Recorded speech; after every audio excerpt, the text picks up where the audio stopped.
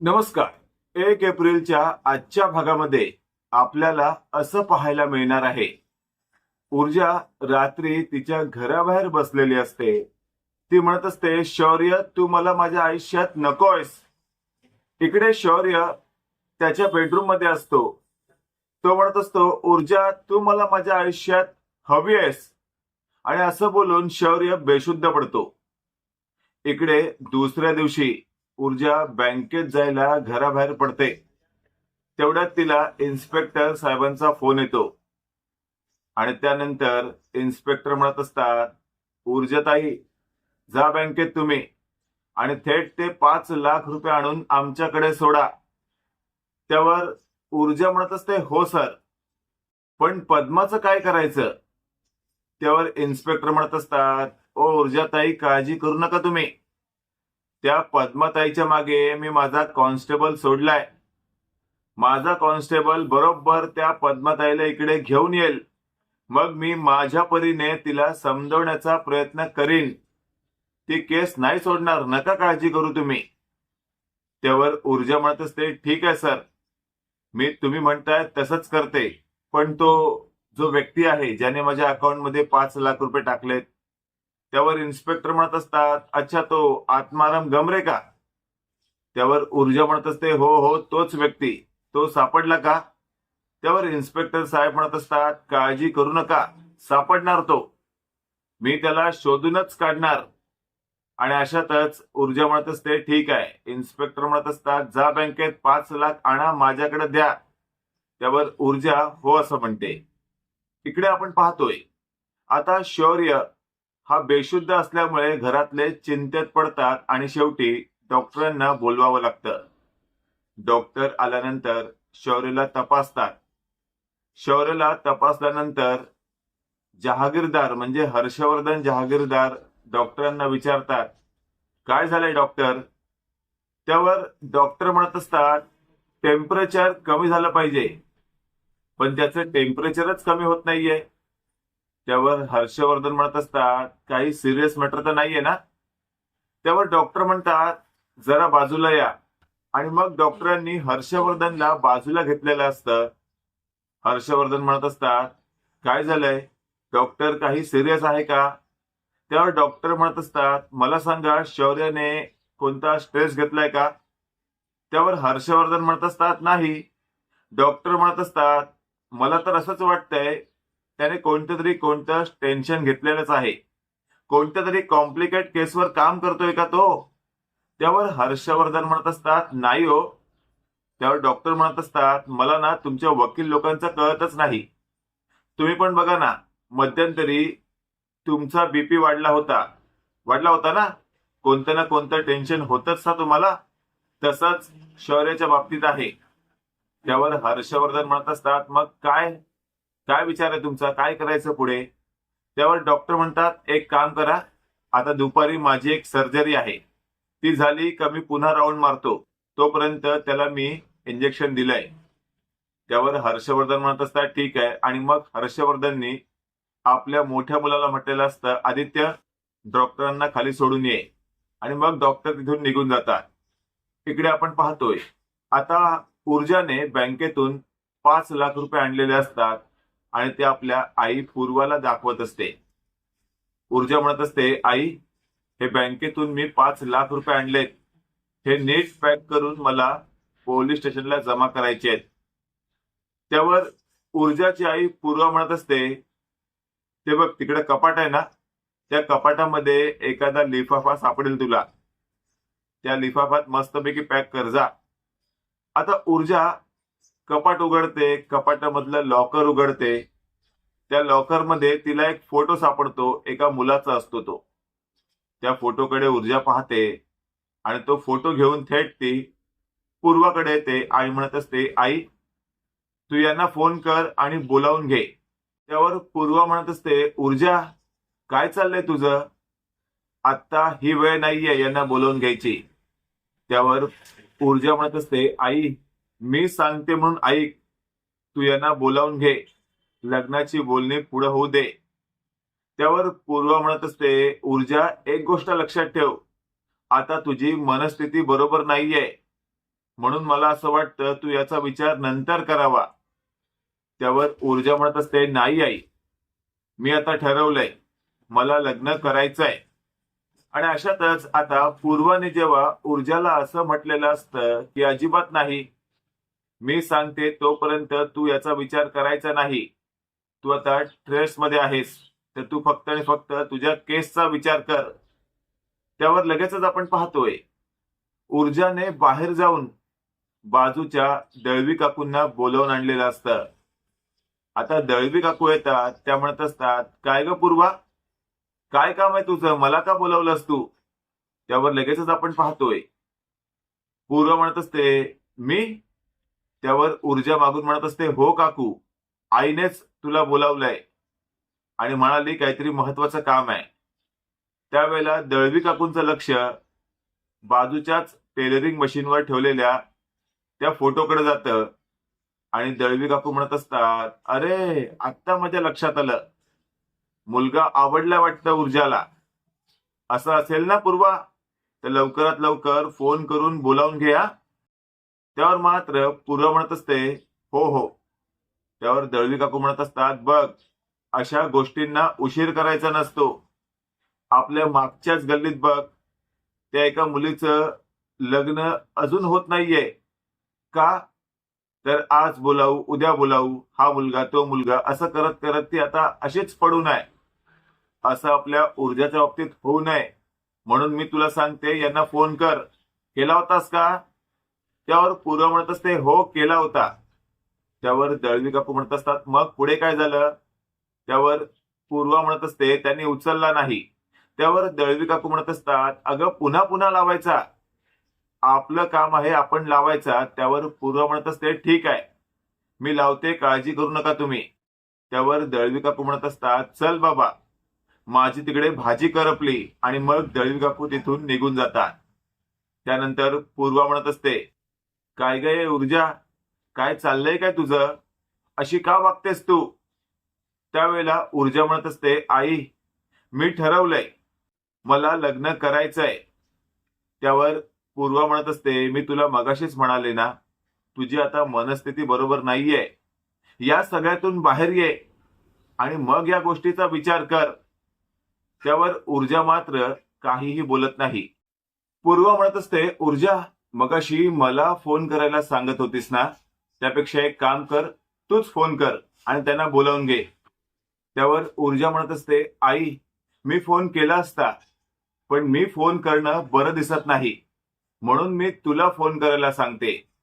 त्यावर पूर्वा म्हणत असते, हो ना, मग मी सांगते ते ऐक. सध्या या लग्नाच्या भानगडीत पडू नकोस.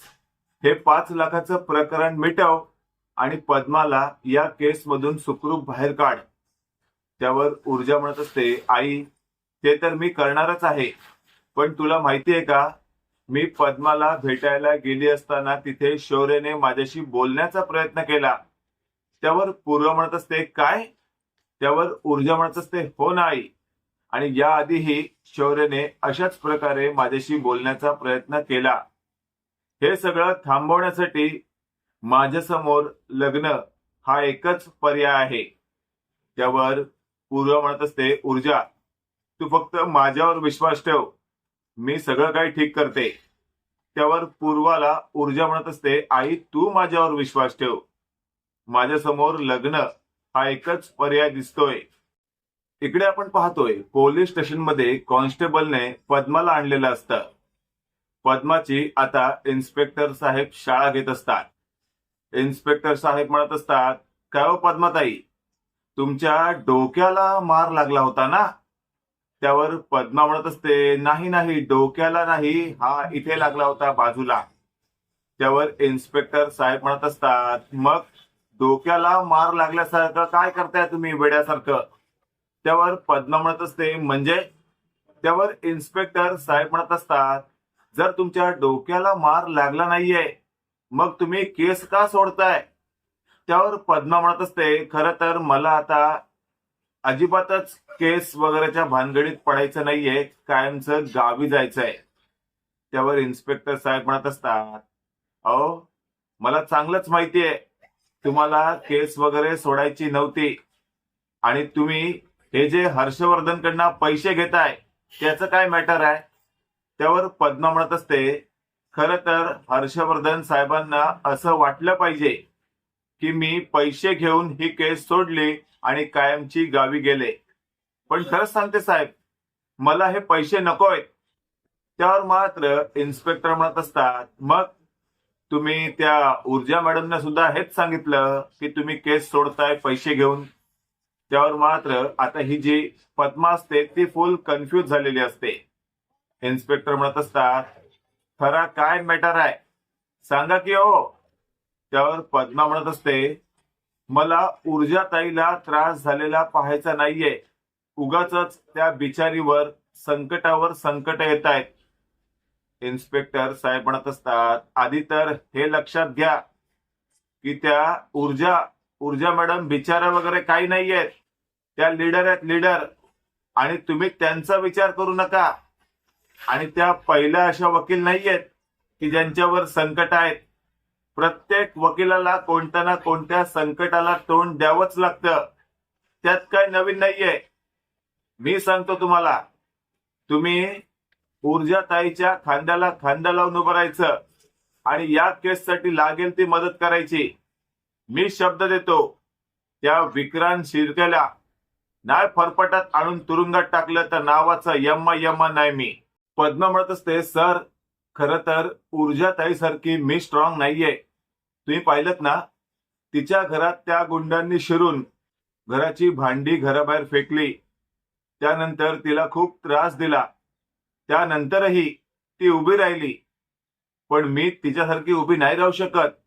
मी तिच्यासारखी स्ट्रॉंग नाहीये. त्यावर इन्स्पेक्टर साहेब म्हणत असतात, मग काहीतरी शिका की ऊर्जा मॅडम कडून. तुम्ही तुमच्या भावाला पळकुटा बनवणार आहात का या केसला सोडून? बघा, काय तो विचार करा. मी तुम्हाला सांगतोय तसं करा. आपण त्या नालायकांच्या तंगड्या त्यांच्याच गळ्यात घालायच्या. आणि एक गोष्ट लक्षात ठेवा, ऊर्जा मॅडम तुम्हाला भेटल्यात हे तुमचं नशीब म्हणा. कारण अशा लीडर भेटणं खूपच अवघड असतं हो. इकडे आपण पाहतोय आता डॉक्टर हर्षवर्धनच्या घरी आलेले असतात. शौर्यला तपासतात आणि त्यानंतर डॉक्टर म्हणत असतात, कठीण दिसतंय. हॉस्पिटलमध्ये शौर्यला ऍडमिट लवकरात लवकर करावं लागेल. त्यावर आदित्य म्हणत असतो, डॉक्टर ऍक्च्युअल काय चाललंय शौर्याचं? त्याचा ताप का उतरत नाहीये आणि त्याला शुद्ध का येत नाहीये? त्यावर डॉक्टर म्हणत असतात, बेटा तेच तर मला कळत नाहीये. हा शौर्य नेमका शुद्धीवर का येत नाहीये? पण मला जे वाटतंय तेच आहे प्रकरण. त्यावर हर्षवर्धन म्हणत असतात, डॉक्टर नेमकं काय म्हणायचंय? त्यावर डॉक्टर म्हणत असतात, खरं तर खूपच स्ट्रेस घेतलाय ह्याने आणि या प्रकरणातून आता जर लवकरात लवकर शौर्य शुद्धीवर नाही आला तर तो कोमात सुद्धा जाऊ शकतो. हे ऐकल्यावर हर्षवर्धनच्या घरातले सगळेच अस्वस्थ होतात आणि हर्षवर्धनला सुद्धा खूप मोठा हादरा बसतो. अशातच आता हर्षवर्धनची बायको म्हणत असते, अहो बघा ना माझा मुलगा का उठत नाहीये, काय झालंय नेमकं त्याला? त्यावर हर्षवर्धनही विचारात पडलेला असतो की अचानकपणे शौर्य बरोबर हे काय चाललंय. मात्र शौर्याच्या बाजूला शौर्याची आजी असते. ती मनातल्या मनात म्हणत असते, शौर्य मला माहितीये तुला नेमकं काय झालंय. तुझ्या समोर जर मी ऊर्जाला आणली तर निश्चितच तुला बरं वाटेल, तू शुद्धीवर सुद्धा येशील. आता मात्र मला पुन्हा एकदा पूर्वाकडे जावं लागेल आणि पूर्वाला मला हातापाया पडावं लागलं तरी पडेन मी. पण मी ऊर्जाला या ठिकाणी आणीनच, कारण माझा शौर्य शुद्धीवर आला पाहिजे. इकडे पोलीस स्टेशन मध्ये आता ऊर्जा इन्स्पेक्टर साहेबांना भेटायला आलेली असते. इन्स्पेक्टर साहेब म्हणत असतात, मी पद्माची चांगली शाळा घेतलीये. तिला मी समजावलंय, काळजी करू नका तुम्ही, ती केस नाही सोडणार. त्यावर ऊर्जा म्हणत असते, ठीक आहे. त्यावर पद्माला आता आपण लवकरात लवकर यातून मुक्त केलं पाहिजे. त्यावर इन्स्पेक्टर साहेब म्हणत असतात, तुमच्यासारखी लीडर असताना हे सगळं पॉसिबल आहे. आता इथे इन्स्पेक्टर साहेब म्हणत असतात, तुम्ही ते 5 लाख रुपये आणलेत का? त्यावर ऊर्जाने लगेचच हो मी आणलेत आणि ती आपल्या पर्समधून 5 लाख रुपये काढून इन्स्पेक्टर साहेबांच्या हातात देते. इन्स्पेक्टर साहेब बघतात आणि म्हणत असतात, आता तुम्ही एक काम करायचं, तुम्ही एक स्टेटमेंट लिहून द्यायचं की कोणीतरी माझ्या अकाउंटमध्ये 5 लाख रुपये टाकले आणि त्याबाबत मला काही माहिती नाहीये. त्यावर ऊर्जा म्हणत असते, पण सर इथे माझ्यावर लागलेला आरोप कसा मिटेल? कोणाला हे कसं खरं वाटेल की मी 5 लाख रुपये घेतलेच नाही? त्यावर इन्स्पेक्टर साहेब म्हणत असतात, अहो ऊर्जा मॅडम, कशाला काळजी करताय तुम्ही? तुमच्या अकाउंटमध्ये 5 लाख रुपये टाकणारा तो व्यक्ती आत्माराम गमरे, तो आता, त्यावर ऊर्जा म्हणत असते, सापडला का तो? सापडला? त्यावर इन्स्पेक्टर साहेब म्हणत असतात, नका काळजी करू, सापडेलच की. मुंबई पोलीस पासून किती पळून राहणार आहे तो? लवकरच माझी माणसं त्याला शोधून काढतील. त्यावर ऊर्जा म्हणत असते, प्लीज सर, या माणसाला शोधलं ना तर आपल्याला सगळं काही क्लिअर होणारच आहे. त्यावर इन्स्पेक्टर साहेब म्हणत असतात, ते ठीक आहे, पण ऊर्जा मॅडम मला एक सांगा, हा जो आत्माराम गमरे आहे याचं नेमकं पत्ता आणि याचं नाव तुम्हाला कसं कळलं हो? त्यावर ऊर्जा चांगलीच गोंधळते, कारण तिला शौर्याचं नाव पुढे करायचं नसतं. इन्स्पेक्टर साहेब विचारत असतात, अहो ऊर्जा मॅडम, तुमच्याशी बोलतोय मी. हा जो आत्माराम गमरे आहे हे नाव तुम्हाला एक्झॅक्ट कुठून कळालं? मात्र ऊर्जा इन्स्पेक्टर साहेबांना याबद्दल काहीच सांगायला तयार नसते.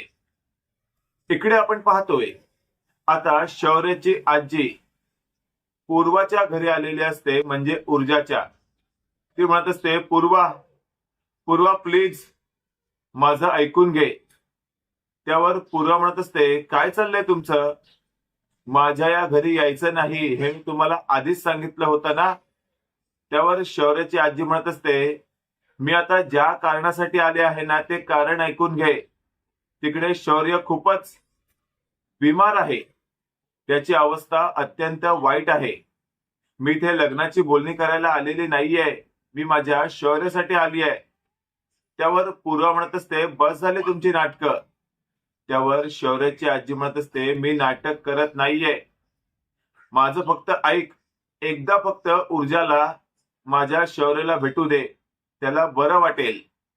त्यावर पूर्वा म्हणत असते, अच्छा, म्हणजे त्याला भेटण्यासाठी मी माझ्या ऊर्जाला कुठे पाठवायचं?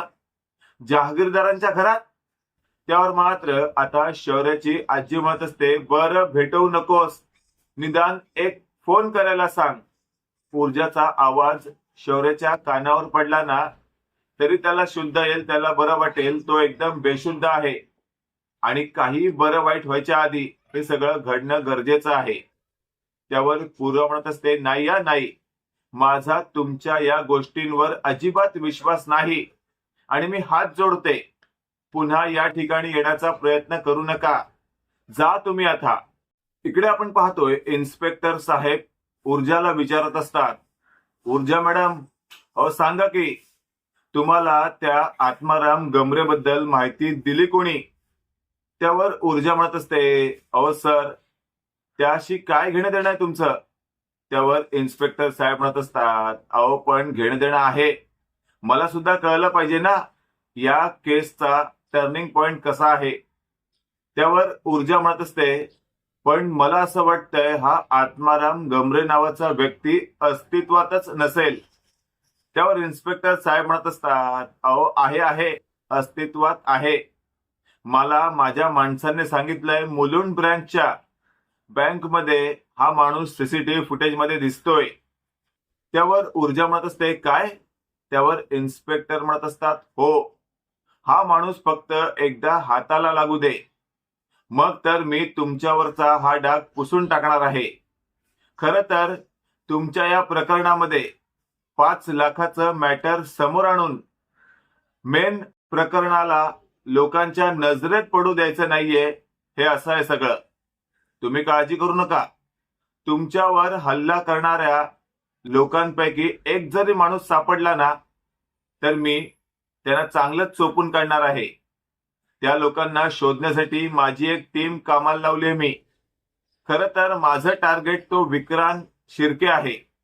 त्याला बघा कसा चांगला सोलपटवून काढतो. मध्ये असं दाखवण्यात आलंय की हर्षवर्धनच्या घरी हर्षवर्धनची बायको म्हणत असते, अहो डॉक्टरांनी 3 तास सांगितले होते, पण अजूनही शौर्य शुद्धीवर आलेला नाहीये. आणि अशातच घरातले सगळेच अस्वस्थ असतात. दिव्याच्या हातात पैशाचं बंडल देत पद्मा म्हणत असते, आता मी माझा निर्णय बदललाय, मी गावी जाणार नाही. त्यावर दिव्या एकदम शॉक होते. ती म्हणत असते, का पण? तू मला शब्द दिला होतास की तू गावी जाणार आहेस आणि अचानकपणे तू असा शब्द फिरवू शकत नाही. मित्रांनो, हा होता आजचा भाग. तुम्हाला आजचा भाग कसा वाटला कमेंट करून नक्की कळवा. आणि व्हिडिओ आवडला असेल तर व्हिडिओला लाईक करा आणि चॅनलला सबस्क्राईब करा. धन्यवाद.